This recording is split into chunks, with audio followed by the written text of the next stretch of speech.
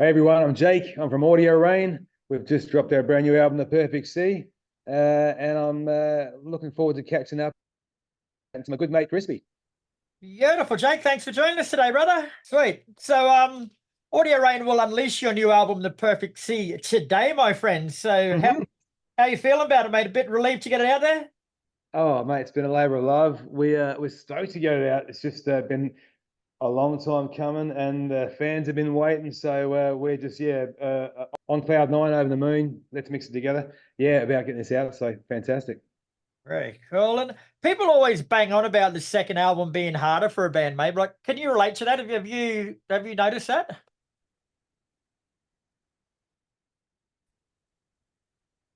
Yeah, it's always that way about they say your first album, took you bloody 20 years to write, and the next album's, every couple of years. Um, yeah, I mean, it can be obviously to piece together. Um, this album wasn't.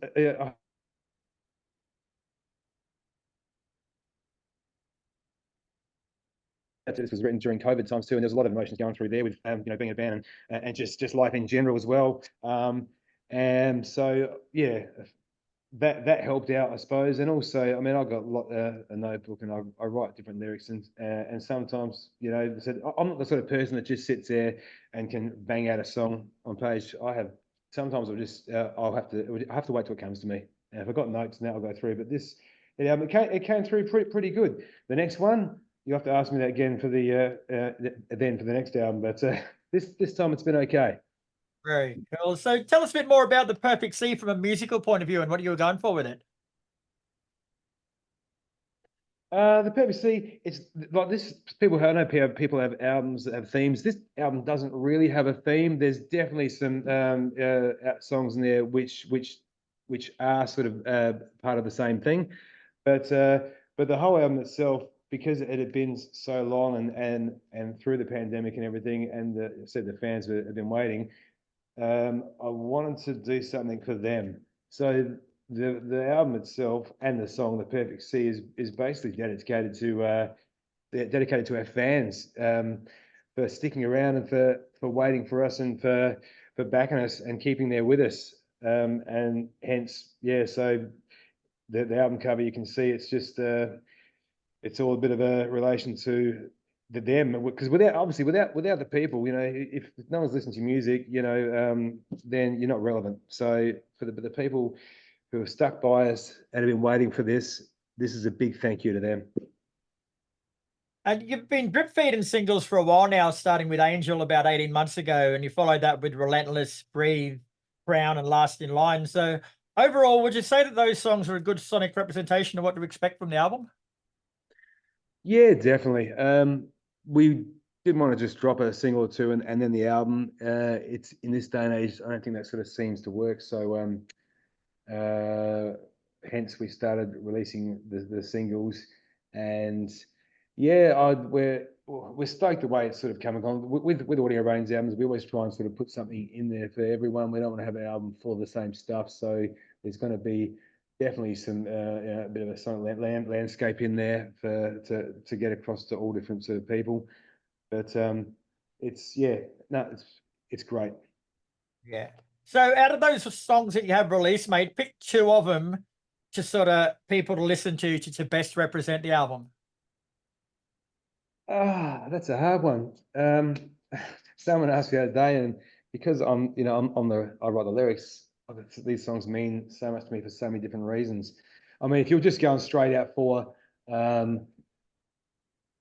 what is Audio Rain on this album and what's a typical, I'd be going probably The Crown and Motorway, which are two just pretty banging in your face singles, and standalone. But there's so much else on this album which people can find, which isn't necessarily those main songs. There's so much in here for them to sort of get into and get their teeth into and see what resonates with them.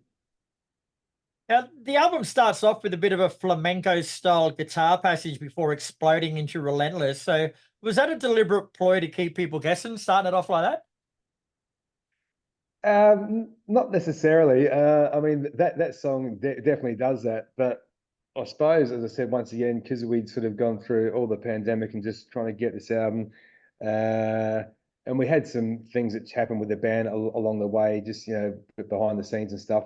But Relentless is the song to us. That was a song we wrote for ourselves about how we weren't going to just fade away and get sucked into the vortex of nothingness of the pandemic. That was us saying we are relevant. We will not give up. And so that was just the perfect song, I think, to start the album with. And that version of Relentless on the album is the explicit version of the song. So how different is it to the version already released? Or is it like, is there 1,000 swear words in there, shit sucks and fucks, or is it just a couple of naughty words sprinkled in there? I don't know. I don't know that many swear words, Chris. I can teach you. No, it's not. It's pretty much the same. But yeah, that came out, and obviously, as I said, with things that happened behind the scenes, when we came out, we were always going to save this version, and it's probably just basically more one word because this explicit version is the way Relentless was written. So when it came out, and they were going for radio play, around here and overseas and stuff, there's no way that was going to slip on like for the more your sort of mainstream radio. So we had to do that clean version. And so I'm glad that the song's actually coming out because this was the emotion. This is how it was written. So yeah.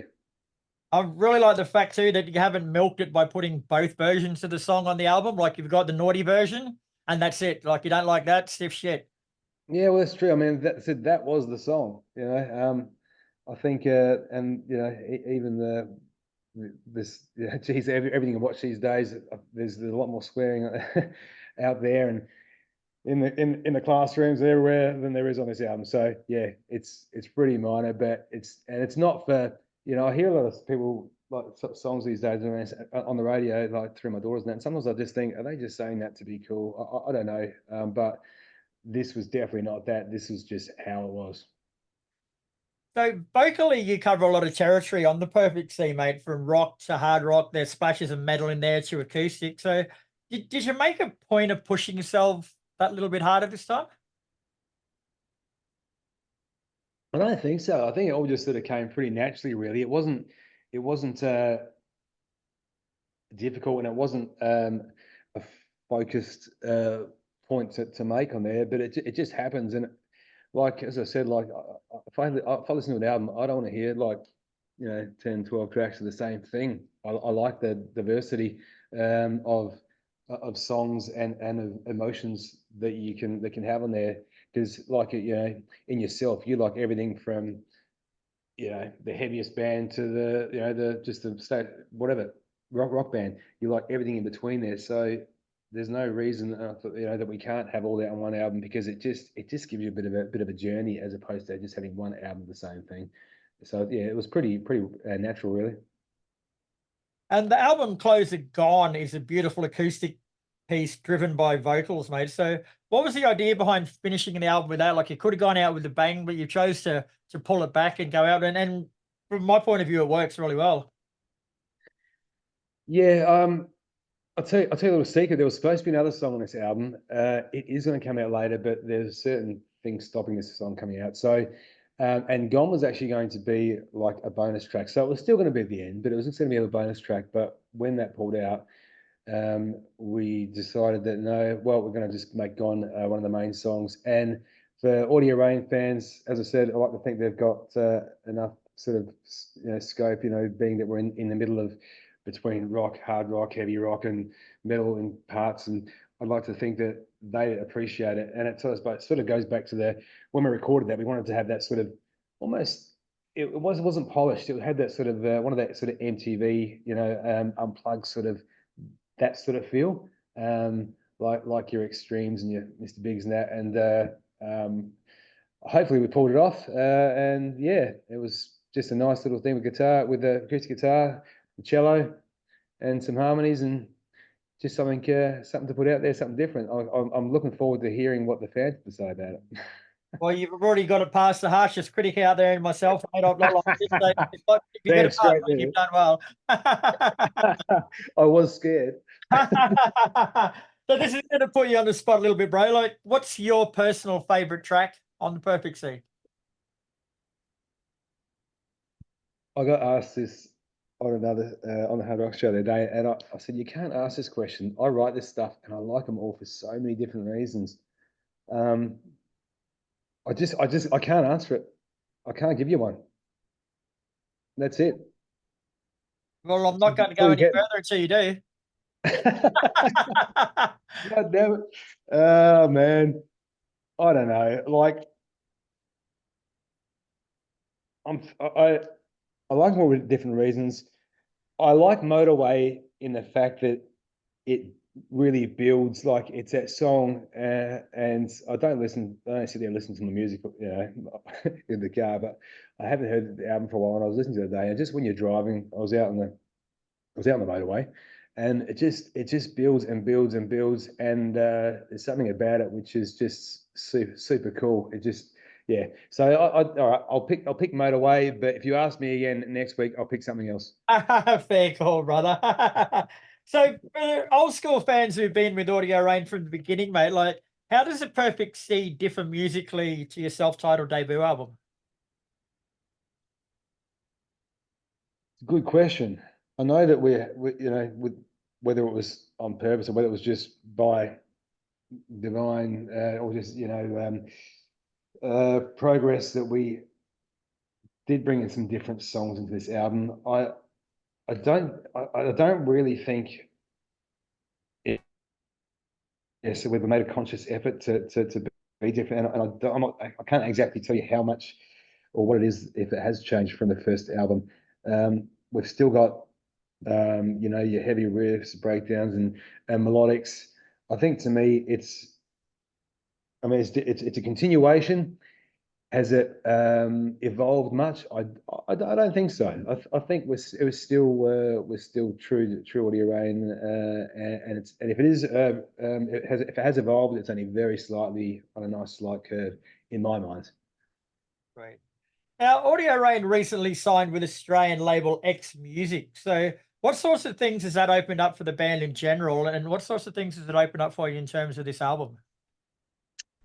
Yeah, look, X Music, they're a great label. Tim McLean Smith, who runs the label, he's a bloody good bloke, and he's he's been there, done that. He's got a long history in being with labels stuff. With he was with Sony for 20 years and stuff, and he knows his stuff, uh, and he's got his heart in the music, and he believes in the bands that he's got. He believes in us. So being with him. He's got those contacts and I suppose the history, push and drive to be able to help us get to that next level that we need to get to. And as a band, it is a bloody long, hard road trying to get noticed and get things done. Some bands will, go with that label and do it themselves because they've got other ways of doing things.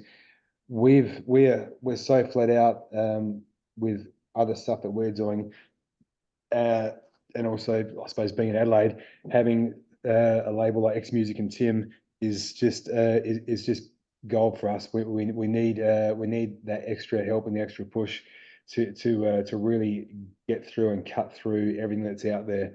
And so I'm hoping that our partnership together, and of course we've got a great manager who helps us out too. So we're hoping with this team we've got now we can really start to do things this year and help raise our profile, especially in Australia, but also overseas, and really getting music out there. Fantastic, mate. So the album's out now. The hype's been worth it. It's a great fucking album, mate. But what's next for Audio Rain? You got anything planned for the near future? Well, I'm just making a space on my wall for when the platinum record comes in. No, I'm just we want to try and play around Australia a lot more this year. We're not whether we're not necessarily going to do a dedicated Perfect Sea tour, but we are going to be getting out playing a lot off the back of this album. And we'll be doing some shows with X Music. We'll be doing some own shows. with friends, and yeah, I said trying to hit all parts of Australia. We're going to obviously we've got bits and pieces away to start writing the next album, but you know, let's not jump too far ahead. Let's revel in a bit of what this album's got to offer, and we want to get out and meet some people, make some new fans, and try and make Audio Rain a household name on the lips of the Australian people. Fantastic. And where and how can people get hold of the Perfect Sea? It's vinyl, disc, digital, all the above? It's all of the above, mate. Actually, look at that. I got one here. Fantastic. It's a good looking cover.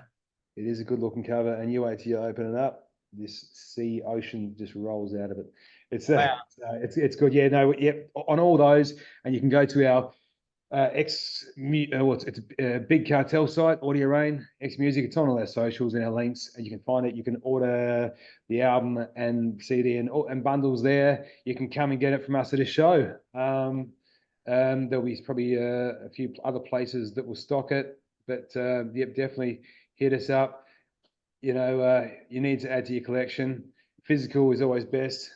If digital falls apart, you're always going to have that album or CD.